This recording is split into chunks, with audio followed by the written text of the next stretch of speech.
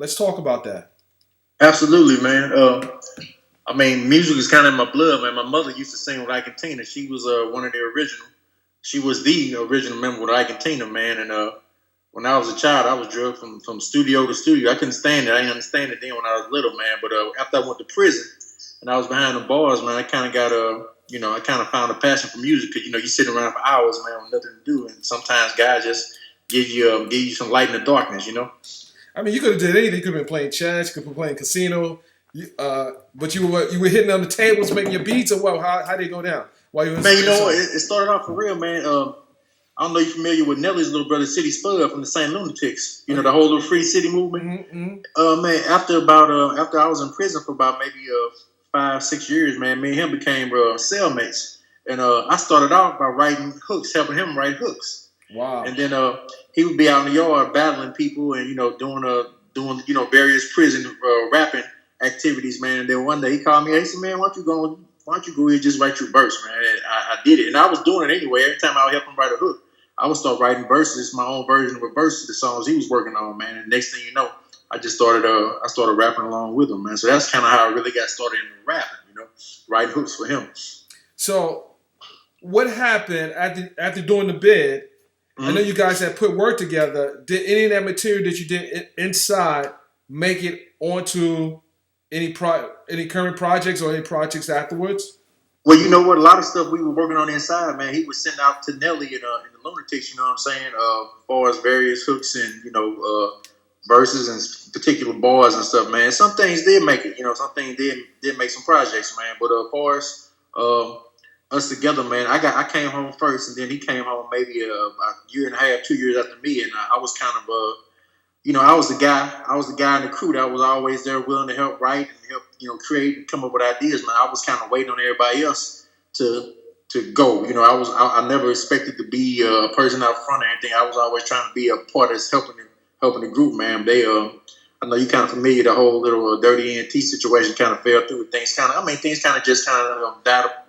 They had their run. We fit in. I actually used to hang out with Slow Down, who's obviously So Slow slept in my guest room. So yeah, man, I know Slow real well, man. Slow, he in St. Louis, man. He took a whole nother lane, man. He's in the fitness lane now. Oh, really? Yeah, man. He manages. There's a chain of gyms called Club Fitness, and he's a manager for the chain of gyms, man. So he's like really up into the fitness now. I gotta hit him up. I hope he ain't doing the training with the mask on. Nah, he ain't training with the mask on, man. So he hung up his mask, huh? Okay. I was out in St. Louis. It's interesting. I was out in St. Louis covering the Ferguson uprising, and I stopped in your family business. And man, I tell you, I jumped on that highway. I was hungry. They said, "Well, Sweetie Pies is not too far." I headed over to Sweetie Pies. And it was good. It was good. Yeah, man. As a matter of fact, we was out there every night. That Ferguson, man, we was out there almost every night with that Ferguson situation because our original restaurant is on that main street. It's like a block up from where everything was happening at, man. So originally, when stuff first kicked off, looking at the news, it looks terrible looking at the news. So we went out there to protect our business. But once we got out there, we strapped up and ready. We expecting everybody to be on some madness. It wasn't like that, and I can honestly say that for the first time in my life, I felt a unity, a sense of oneness within the community. You know what I'm saying? I don't want to say us against them and them being the government or the police or anything, but I did feel a oneness within the community, man. Everybody, everybody might not have stood correctly, but everybody was standing together for something. That was the first time I seen that. In my lifetime, how did I actually was there ground zero. Me too. And it was something that I never really seen before, and I saw the mobilization of the people, the community, really coming together, marching up and down. I want to say South Florissant, West Florissant, yep. West Florissant, yep. And it was kind of. Like seeing the whole militarization in the community. I mean, you being someone from the community, how did it really hit you? Like, feel for you to see this going on at the time. I mean, like I said, we were all out there. When I say we, man, it was like Sweet Pies, man, we got like in St. Louis, we have like 250 employees. All the young people, and a lot of people don't realize Sweet Pies. 75% of our staff are ex-felons, men and women. Oh, so, I didn't know that. That's a kind of a quiet story that sometimes they kind of the higher ups will kind of keep a rap. They don't want us to seem like we're a hoarding boarding house for ex-felons. But I mean, it is what it is. We support each other. But that being said, everybody that was able-bodied was out there on the streets beating that pavement, be it carrying water out there, we did all type of stuff, man. We set up barbecue pits and was passing out hot dogs and sandwiches and stuff. And just to see, like I said, I was proud, even though you had some people that go, do some stupid shit like burn up go break in a wig store, go steal some rims and tires. I was still kind of proud just to see our community and our people stand together, because St. Louis is a small town, but St. Louis people, they don't stick together for nothing, man. I mean, it's still like you can't go to this neighborhood, you can't be on this side of town wearing red. If you went to this high school, you ain't allowed over by this high school. It's like one of them towns. So that was the first time I seen it. I'm 36. That was the first time in my lifetime I saw everybody from all parts of the city congregate together, and there really wasn't any problems with each other. You know what I mean? So I was proud just to have that happen. Now, you being affiliated with in some ways with Nelly and St. Lunatics. Yeah. What I found out there, and maybe I wasn't there on the ground zero at the right time, but do you feel that Nelly took an active role in what was going on out there?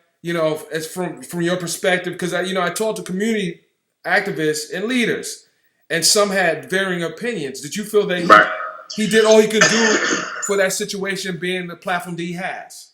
Man, he got a lot. They spit a lot of hate at him, a lot of dislike and disapproval at him, man. And I personally can say that I'm nowhere near his level of stature, and I have not accomplished any. He's accomplished a lot of things in his life, man. And sometimes it's hard to have a personal opinion and people not accept your opinion. And people didn't hear him when he wasn't saying that you shouldn't be out here protesting, you shouldn't be out. He was just saying his opinion, which was, at the time people was doing things like I said, they were breaking the ram shops and stealing weaves and all type of stuff, man. So when he spoke out, they didn't hear his message. All they heard was, here's Nelly, who was supposedly, he's the most famous black person from our city. Nelly, St. Louis is Nelly's town. You know what I'm saying? Everybody knows St. Louis from Nelly. So I guess everybody just felt like he was supposed to be out there with them in the madness, man. But shit, man, this man a multi-millionaire that accomplishes a lot of things, man. It's not you can't expect someone at that stature. I'm sorry, you can't expect somebody at that stature in that position, man. He got a whole team of people. You know what I'm saying? Right. That man can't go. He can't just go hop on a plane and go to Hawaii because he wants to. He got a whole team of people telling him yes and no. You know what I mean? And not just that, he has he's responsible for a lot of people as well. Absolutely, he's feeding a lot of people, man. So it's not that simple for somebody to do what they want to do, And then, like I said, sometimes that's one thing with Twitter and social media, man. Sometimes with people of certain stature, when you speak in your mind, people take things the wrong way, man. And I will say, he got out there. Nelly was out there. He might not get out there when they want him to be out there, but he got out there. He got out there and marched. Him and Ali, they whole crew, they got out there and marched. But sometimes people want you to do shit on their terms, man.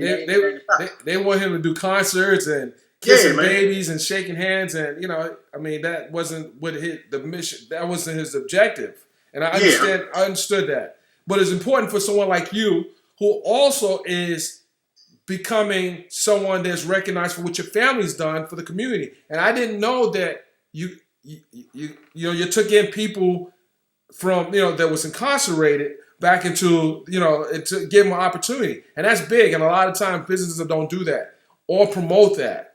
But that is the ugly side of the criminal justice system, which obviously you have found a way to address. Did you going doing your bit have anything to do with that happening?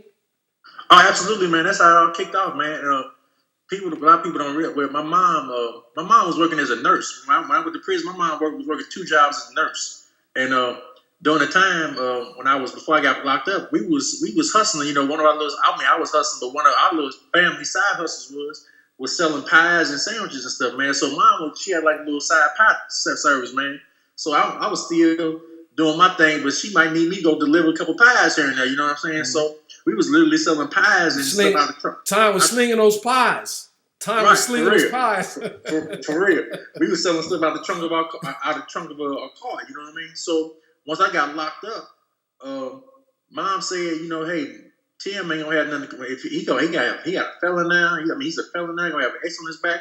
So she started Sweetie Pies. Sweetie Pies originally was a little bitty pie shop that she just had for something. You know, when I went away, we didn't know I was gonna be gone for 10 years. You know what I mean? Mm-hmm. She opened a Sweetie Pies originally. It was gonna be a little small pie shop just for me to have something to do when I came home.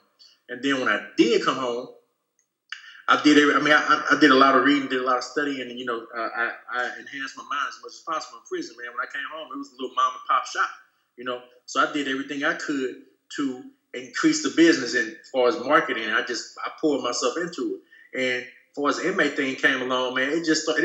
We didn't originally plan on being a place for inmates to come or ex-felons to come, but it started out, man. Hey, I got another friend that just got out of prison.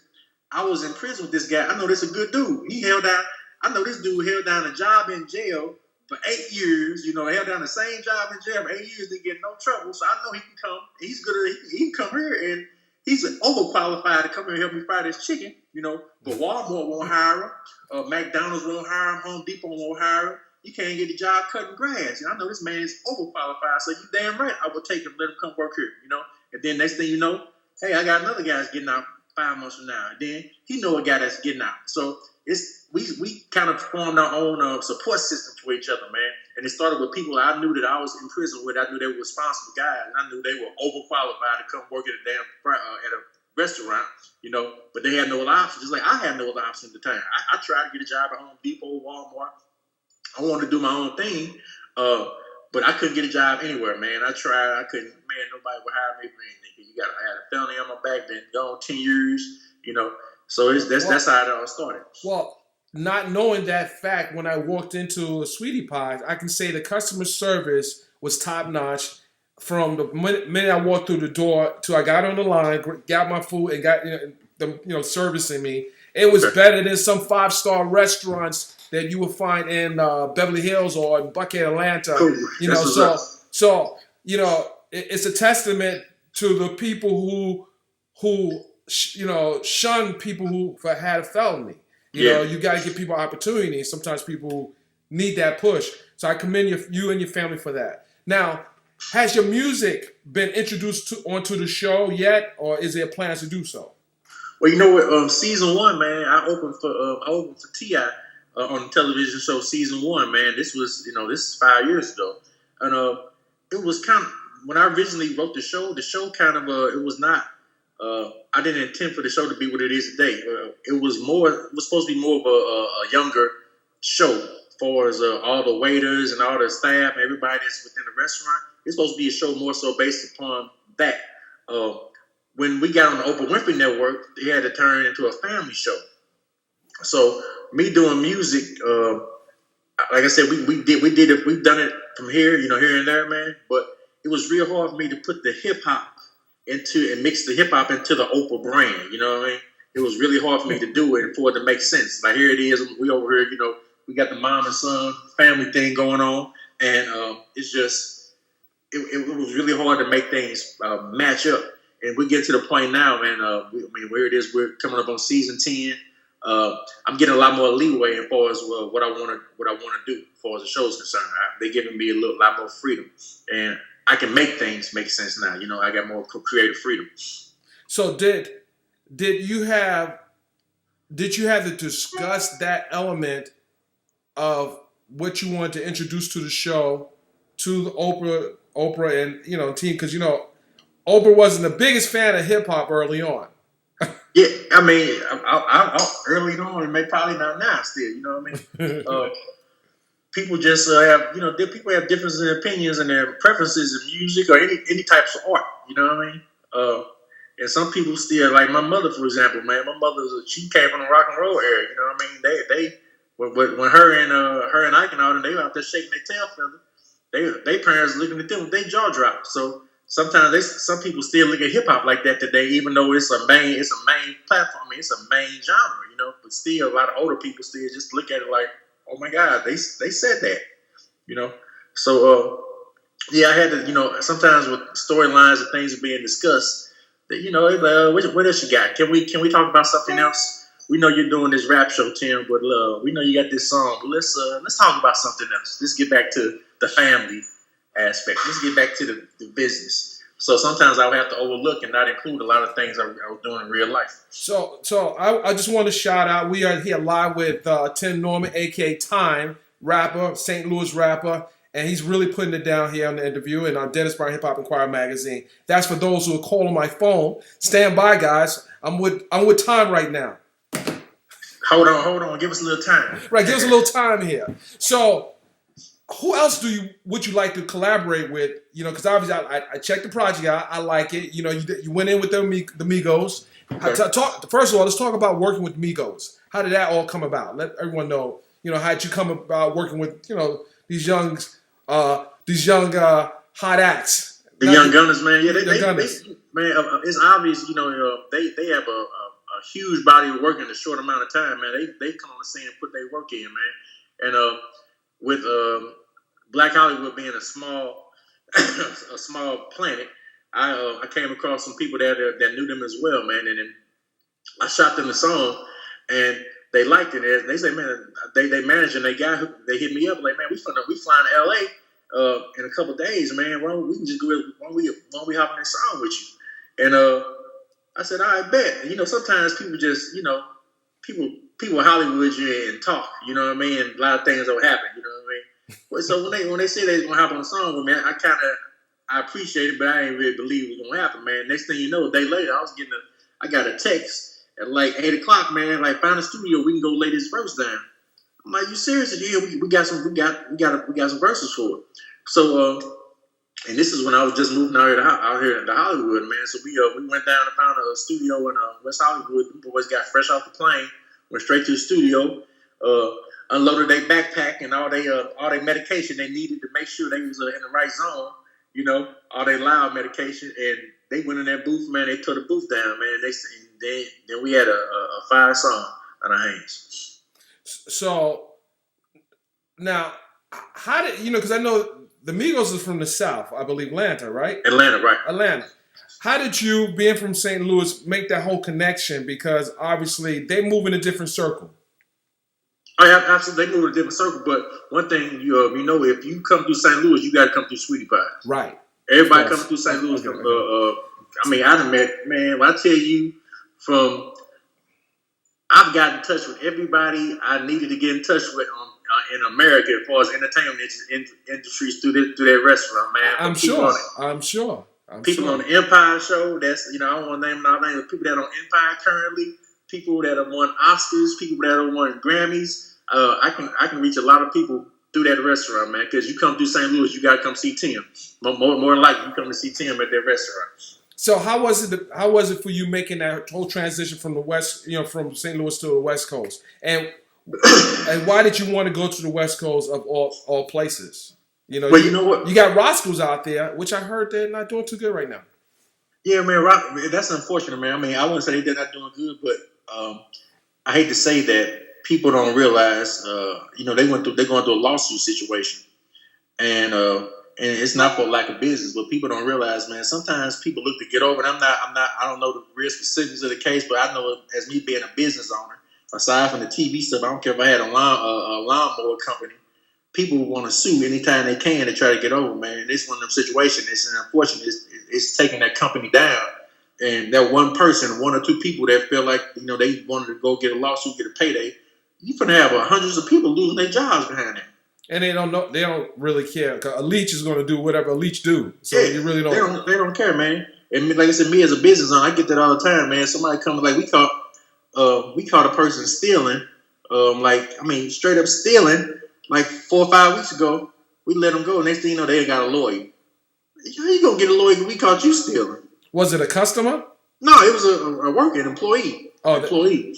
So it's the same thing, man. Same type of thing. Roscoe, we go through that stuff all the time, man. Even with us being on TV, man, we got to fight it even more, man, because everybody trying to get something for nothing, man. So I want to send a shout out to Roscoe. People try to put us in the competition with each other. That's not why I'm here at all, man. I mean, they a business. I'm a business. I don't care if you're a black business owner, brown, green, yellow. I support all business, small businesses, man. I hate to see somebody try to take them down like that.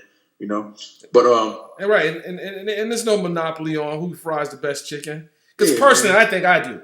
I might have to holler at you later. I might have to holler at you my secret recipe. Anyway, that's there you go. But to answer the question, as far as me coming to the West Coast, man, it kind of got. I feel like I kind of hit a peak in St. Louis as far as things I can do from there. And even though, like I said, you come to St. Louis, you're gonna come through Sweetie Pie. I'm gonna see you eventually, but it was kind of hard for me to stay in people's face and do things I need to do for this entertainment industry, for as areas I want to grow in for as business. It's hard to do it from St. Louis. Because St. Louis still is not Atlanta, it's not New York, it's not Chicago. It's a lot of opportunities people in St. Louis don't have. So I was always on a plane coming out here. I was always traveling, trying to get to this meeting or get to this event or go talk to these people, and I was never there. And I was out in LA so much handling the TV side of the business. I said, man, I might as well open up a damn restaurant out here. I'm spending so much money on flights and hotels, and that's how it really started. And then I started doing my demographic studies and my market research. I realized that there was nothing out here but Roscoe's. And Roscoe, and I hate to say it, people that are from LA, how do I say it? Not sound like okay. Put it like this: in St. Louis, Sweetie Pies has been in St. Louis for 20 years. People in St. Louis are tired of Sweetie Pies. So on any given week, we might have more tourists and more visitors come to St. Louis than we have locals. And it's kind of the same way here in LA with Roscoe's, man. If you go to Roscoe's, you're going to see a lot of tourists, a lot of people that are from out of town excited to come to Roscoe's. The locals really don't frequent that much because they're tired of it. Right. So they're looking for something new. So I said, and I got that opinion from a lot of people that live out here, a lot of LA natives. So they're happy that we're out here because they have another option now. Well, could your business have sustained in St. Louis just with tourism without the locals? You know what?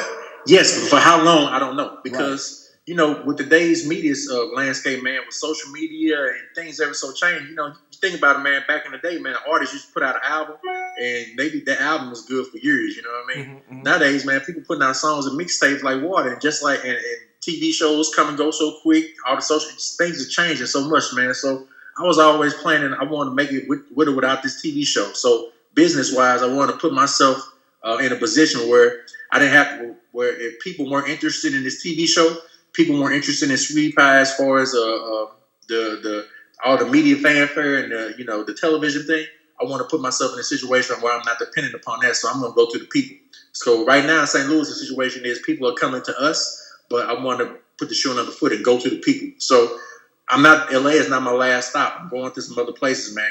Everybody can't afford to hop in a car and drive 4 or 5 hours to go eat a plate of chicken. Or they not gonna. We have people that fly in from Hawaii. We've had people hop on a plane flying from Africa, London. They fly into St. Louis to come eat at Sweetie Pies. They can afford that, but everybody can't afford that. So I'm going to try to get, to those other markets, man, the Jacksonvilles and, the Charlottes and all the other places, people, they want to eat too, Well, it sounds like, listening to it, sounds like you have a very busy schedule. And going back into the music, how are you going to be able to pursue an effective music career? Obviously you got to do some shows, you got to tour.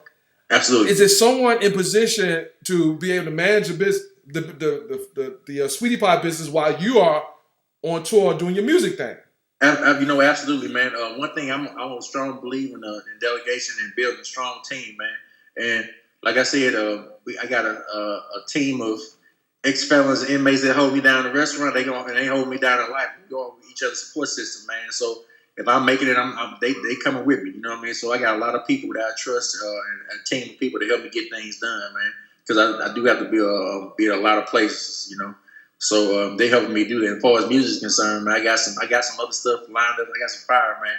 I got a song with Gotti I'm about to release probably in the next few weeks here. I got some stuff coming up with Ray J. I got a hit, man. People gonna be surprised. Ray J. I got a nice one, man. Me and Ray J. You making some moves over there, Sweetie Pots. Yeah, man. We making some moves, man. Is there anything that people don't know about you want to share with us today? Is it something that, it appears that you have a very strong business sense. Mm. Now, and I'm sure you're going to apply that for your music as well. But is there anything else that we should know about Tim Norman? I'm actually about the origin of your name because I said Tim. Did you just add the E to the end to call it time? Was it just that simple? It was this simple, but time is people question the beginning of time, and time never ends, never stops. Okay. So that's why I kind of put myself in the same category because so many people question where I came from. I kind of came out of nowhere, for us. You got a brother that was at the age of did 10 years in prison and came out and got hooked up with Oprah Winfrey. You know what I mean? And it's kind of a crazy story. And it's a long story, but 3 years out of prison, man, I was on Oprah's desk, and I had to deal with Oprah, man. And a lot of people, come out seeking. A lot of people seek the record deal, and a lot of times for a black person, the record deal is the epitome, man. I say, man, I was out of jail 3 years later. I had to deal with Oprah, bro. So that's big. Nobody get that big. It took Kanye longer to get to Oprah than that. right, man. Well, so that's where the time came from. People question my beginning, and there is no finish line of it. You know what I mean? Well, I definitely appreciate you taking the time sitting down with us, and I know you're busy. I know you ain't got a lot of time on your hands to do what you got to do, but you afforded us the opportunity. No, man, I appreciate you, man, trying to talk to me, man. Oh, yes, and when I come out to LA, I'm going to be looking for you. Please do, man. Hit me up, man. We got another spot that's about to open in about 3 or 4 weeks on Sunset and Gower. Then we got another spot about. Wait a minute. Sunset and Gower. That name would sound very familiar, man. It's right across the street from Roscoe's. We don't need that. Well, we need you in Atlanta too. I heard Gladys Knight is opening down the block for Gladys. Hey, man, look. Last time I was down in Atlanta, man, I had a real good time, man. They had me down looking at. They made me start looking at some buildings down there, man. Oh God. Hey, them women down. I love them Atlanta ladies, boy. Man, they gonna love that chicken and that music too. You can sing to and feed them at the same time. See, I can feed them, but I can't sing to them. Rap for them. But it's all good. But my brother, it's been good. I look forward to watching your progression of your music career, and obviously I'll be tuning into the show because I know the show's doing good. And it gives people an opportunity to see the bigger picture. Absolutely, and building a family, and your family's there with you, and that's a beautiful thing. Thank you so much. Thanks for reaching out to me. Thank you, my brother. We look forward. All right. Peace. Peace.